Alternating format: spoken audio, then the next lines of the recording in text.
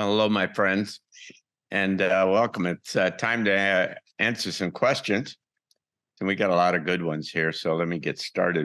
Gail Lamonson says, people are bombarded with incoming problems. Could you offer a possible timeline for these issues? Pole shift, solar flare, famine, World War III, invasion of the U.S., digital currency tracking shifts, and so on. I thought the pole shift was at the forefront, but now I'm confused. Okay, the pole shift is a magnetic pole shift, and the magnetic pole shift is keep on moving, and it's moving.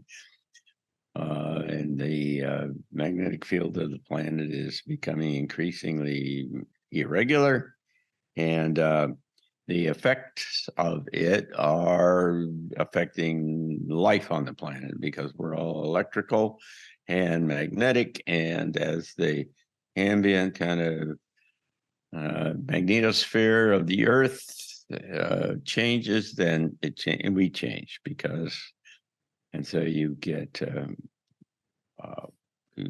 health issues, you get emotional kinds of stuff. People have wars. There are all kinds of things that track the kind of energy coming off of the sun and how it affects the magnetic field and so on. So the magnetic shift is inbound, and it's happening. The solar flares, the best I've had at one time had 3 different sources, independent sources, so all thought it was about 2027. And I saw some other folks that are saying it's 2030. Who knows? Famine is a localized issue. It's there's never been a global famine per se, and it is a function of all kinds of things, including transportation and supply chain issues. There are shortages both on the delivery and the reception and the delivery side of the equation. There are shortages that then turns into a variety of kind of problems, including shortages of seeds and things if you wanted to build your own farm. The whole idea is, of course, to get out in front of that, and which is why we're doing community farm gardening here in West Virginia. There are multiple sources that are saying that famine is inevitable. You certainly can see it if in the way that governments like the Netherlands are trying to essentially eliminate thousands and thousands of farmers and farms because they say that they generate and affect climate change, which is kind of absurd, in my opinion. World War III, well, we're in the middle of World War III. We're at the beginning of World War III. It's become, I've got things from Martin Armstrong in my mail today saying it is inevitable. We are in it, and it is happening. And that's what his computer has said for decades, is that starting in like February of this year, that it would be the beginning of this, and we're seeing that happen. The invasion of the United States, I don't know what that means. Invasion by whom? For what reason? We're certainly being invaded by illegal aliens coming across the border from the south, where something like 6,000 a day are coming across the Darien Gap down in Panama. And so you'd have 60,000 in 10 days, and you'd have 180,000 in a month, and you can just multiply that all up, and you've got millions that are coming across, which is a very serious problem here that a lot of folks don't realize what the implications of that are. It's already the mayor of New York City the other day was saying that they would any one of the illegal aliens that were in New York, that if they went to this certain website or this certain location, that they could sign up and New York City would buy them an airplane ticket to any place a one-way airplane ticket to any place in the world, just to get rid of them, because it is destroying the kind of the fabric and the economic fabric of New York City, to say nothing about any other major cities. One report I read said that half of the hotels in New York are full of illegal aliens that have been bussed or flown into, or however they got there. So it's a really big deal. So maybe the U.S. is being invaded now. Digital currency, that's coming very quickly. The central banks are all trying to do this. There was one piece that we had in Future Edition that said that it was kicked off by an executive's order from Biden in February of this year, I think, that put it in place. Tracking chips, there are tracking chips of all kinds all over the place. Small ones that you can put on your bags. So wherever it goes, you can find it. Very small ones that you can ingest and without even knowing them, inhale and so on. And the tracking chips may be here already. They may be connected to in fact, to satellites in ways that most of us have no idea about. But there are plenty of kind of substantial indications that say that may already be the fact.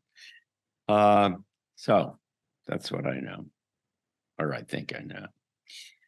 Luce says, would there be a war where everything gets wiped out, and will there be a pension as I'm approaching retirement? I have 7 years left. I do have a bit of a pension from the military, and so I share some of your concerns at some level. Here's what I know. David Martin came here and gave a presentation 2 years ago at Transition Talks, and said that it is inevitable that somewhere between 2027 and 2029 that the United States hits a financial wall, and essentially the financial system collapses. And it's largely related to debt and an extraordinary kind of overhang that countries have generated. In this case, we're talking about the United States. They're just trillions and trillions and trillions of dollars that there's no way possible that they can ever be repaid. And when the debt comes due, which it all does, and they can't pay it, then pensions and Medicare and Medicaid and Social Security all go away. And because it's impossible to pay them. There are legislators who know that, particularly some kind of on the conservative side, who are all excited about trying to cut the government expenditures because they know it's going to hit the wall. It's impossible for them to get there. There's not enough stuff that you could cut before you get there. And so it's inevitable. That's why they're trying to do the Great Reset and reset the whole system and knock out all the obligations, particularly theirs, that is the government's, and the banking obligations, and then generate the guaranteed minimum income thing where the government gives you money and takes care of you. You get $20,000-$30,000 a year, whatever it is that they decide. And that would be the alternative to what a small pension might be. So there are many big things that are in the works to change the fundamentals of the whole system.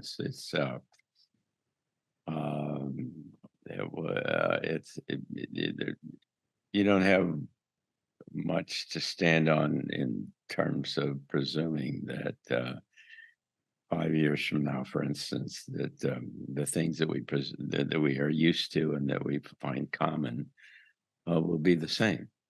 Martin Armstrong says the United States of America disappears after the end of the global civil war in 2027, which starts in 2025. 2025 is a year and 2 months from now. So, well, look around. Do you think that there's a possibility of a global civil war where the whole thing's coming unglued more and unraveled every day in ways than ever seen in all of my life? And so there is something, really big and transformative that's in the works here. And we're all going to have to either do our best to anticipate it and figure out a way to become independent and or find community and develop interdependencies that help support us in ways in which the previous structure, the governments, and so on have been there for us. Speaking of time, we're out of time. And but nevertheless, I thank you very much for sending all these questions in, because they're always fascinating. And it's, I've always found it's very, very useful. The questions are very useful because they force you to think into different spaces and of different things that you haven't perhaps thought about before. And so then they make you try to build logical kind of responses to some of these kinds of things. And so it's very helpful, and I hope it's been helpful for you too.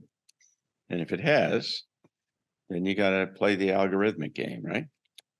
So you like it, punch the like button, subscribe and share, because that's what makes this whole thing work. And that's what makes the algorithms work. And that's what makes people find us. And that's what makes all the kind of stuff work. So thank you very much. See you next time.